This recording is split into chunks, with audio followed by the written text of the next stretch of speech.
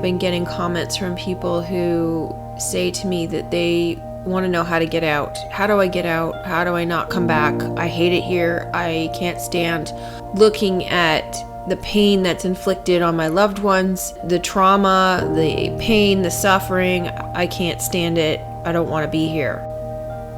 These are very common, especially after you realize that there's something wrong with this place. When you come to the truth, it's excruciating to realize that your life is a lie, to realize the world is a lie, to realize that you've wasted so much time on so many things that you thought were important. Turned out that they were absolute fakeries. It's excruciating.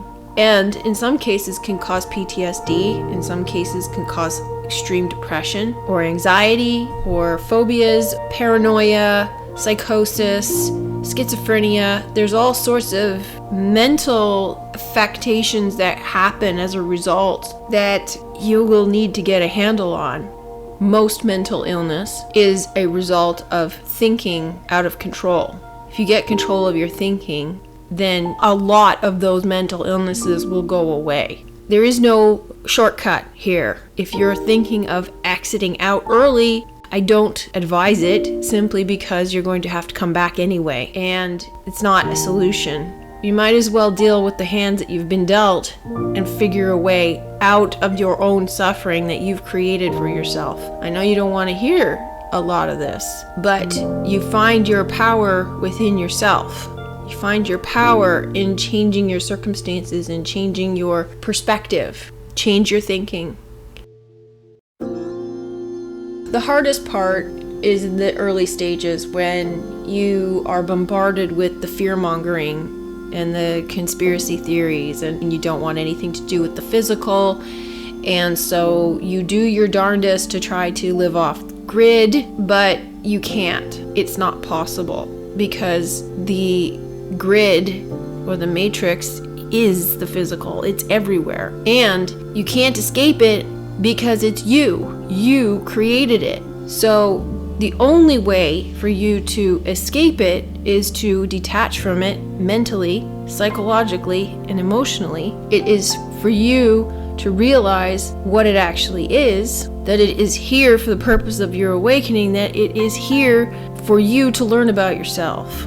The demons and the boogeyman and the gods and the Satan and all of those so-called evil beings are just an illusion, and if you give power to them, then they will rule over you because you've made yourself subordinate to them. You have the power to turn it back into your favor and back into your control. The more you argue about all of the evil in the world, the more you defend it, and the more power you give it, and that makes you powerless. You have to be able to let go and look at it from a fresh perspective, to see it for what it really is, an illusion. It's not real. The reason you don't want to be here is because of your perception of this place. Your perception of the physical is that it's evil. It's not. Well, what is evil? If somebody's calling something evil, you should probably look at it. And then when you look at it, you realize it's not evil. This means that the fear is not real. Yes, there's bad things that happen in the world. Of course there are. But that doesn't mean that you have to participate in it. That doesn't mean that it is all inherently bad. This world is a trauma center, and the trauma exists to wake you up. If it was a paradise, it wouldn't wake you up, because you would be so content with it. The whole reason that the suffering and the trauma exists is because we fell asleep to the physical in the first place. When we fell asleep in the physical and forgot who and what we really are, and believed that the physical is real, we had to put the truth somewhere. And so the truth has been put into the elite. We needed someone to slap us in the face and say, snap out of it. What are you doing? This isn't real. But because we're so conditioned to the way this world appears to be, the truth sounds like evil to us. I know a lot of people will have had horrific things happen to them, and those people are having a hard time accepting why they happened. But if you can extract some good from it, it cannot be wholly bad. Your job is to look at the horrific things, the things that caused you the most suffering and the most pain, and to find the good in it. If you can do that, it no longer holds power over you. This isn't about anybody else. This isn't about what they did to you. This isn't about how they behaved. This is about you and how you perceive those things. There's some kind of lesson that you needed to learn, whether it is simply, I needed to go through that experience so that I could be able to relate to others who have that experience and help them. That in itself is very simple, very relatable, and it's very easy to get to that place without giving any credit to the person who caused harm to you. There are certain things that have to happen in your life based on the life path that you've chosen, based on the person that you are, because they are part of your journey into becoming who you need to be. Your loved ones may not even be real. It's not up to you to save them. You can be a guiding light for them through your actions, as opposed to trying to coerce them or change their minds or force them to see things that they can't see. It is your job to live righteously, to live in the truth once you find it. If they are asking you to tell them the truth, it is your responsibility to tell them the truth. If they can't handle it, then you shut up. It's not your job to take their suffering away. They chose their suffering. They created their suffering, just like you chose and created your own suffering. When you think about it this way, perhaps it will alleviate some of your own suffering. You suffer more by watching someone else suffer than the person who is suffering. The reason that you suffer more is because the person who's suffering can handle it. Your judgment on how that person should be living is what is causing your suffering. And they can come to terms with their own suffering more so than you can come to terms with their suffering. Please don't misunderstand this as an excuse for apathy or you made your bed, now lie in it. If you have the opportunity to help someone, then help someone. Just know where to draw the line. The more you know, the less painful it is. So have hope that if you are at the beginning of your truth journey, it does get better. You need to get your mindset into the mindset of Christ consciousness so that you see things in a different way. And then you will have a different kind of suffering, which is less painful, but it's more of a tediousness, it's more of a boredom. When you spend more time in the metaphysical and in the Christ consciousness mindset, you have a natural desire to return home. The matrix mindset is intolerable to you, so the mundane reality becomes a bit of a chore. Things like doing dishes, having to shop for your food, having to eat, having to sleep, needing to exercise. A lot of these things just start to feel pointless and tedious, and why do I need to do this? Because you're already living in the other world. You've started to change your mindset to the point where this physical reality doesn't make sense to you anymore, and it just bogs you down because you know that there's another way to live.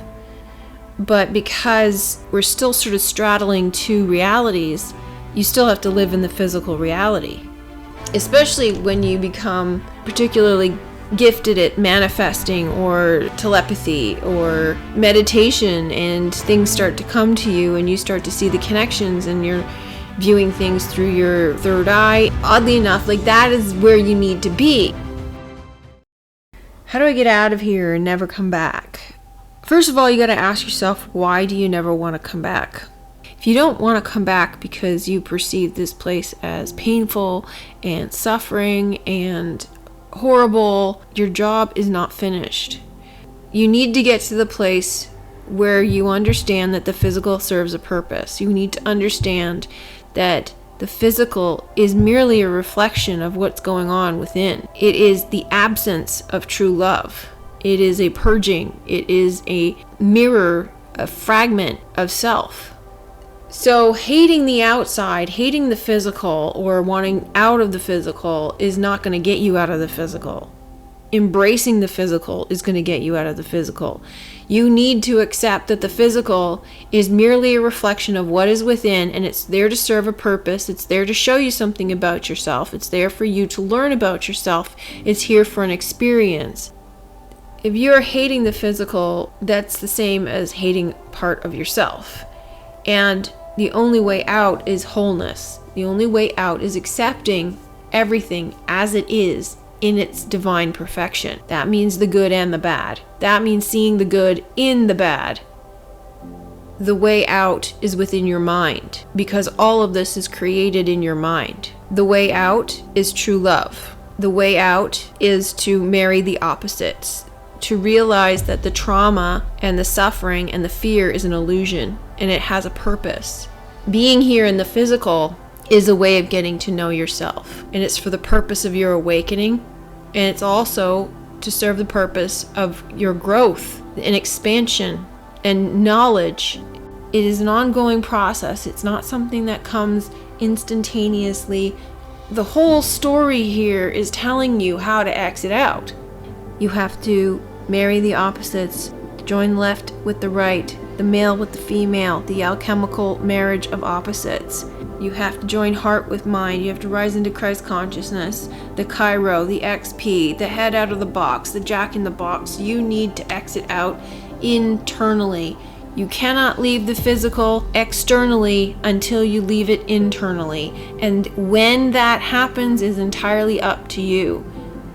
What this means is that you need to see that all is love. You need to know that the opposites, the male and the female, the left and the right, the duality is an illusion. They're two halves of the same coin, and that coin is true love. So that you can return home, you can return to heart and realize what true love really is. There are many paths to this door, but the door is the only way out. The door is delta. Delta is meditation. Delta is a frequency that joins your heart with mind. True love's kiss is the moment that you realize this. It's not a physical kiss. It's not when you meet your twin flame. True love's kiss is the moment that you realize that everything is love. Once you are kissed by true love, you can't go back. It's something that you know. It's something that you are. But there's still the physicality that needs to be extracted from your mindset that kind of permeates it from time to time.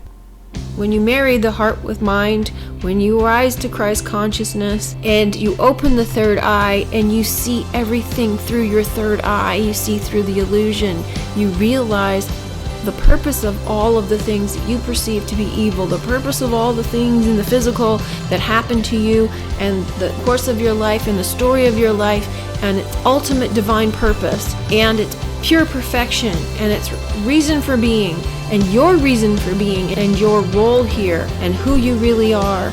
And now you are out of the physical. Your head is no longer in the physical because you are seeing things through your third eye, not your two physical eyes. And what that looks like is what I am showing you through my videos. What that looks like is when you see the code. You see the underlying code, because that is true love talking to you. That is source talking to you. Source is true love. Everything that is real is intangible. Everything that is real is the metaphysical. Everything that is real is eternal. I just keep repeating myself, but that's because that's the only thing there is to say. I just have to say it in different ways, and that's basically what this whole universe is different expressions of the same thing.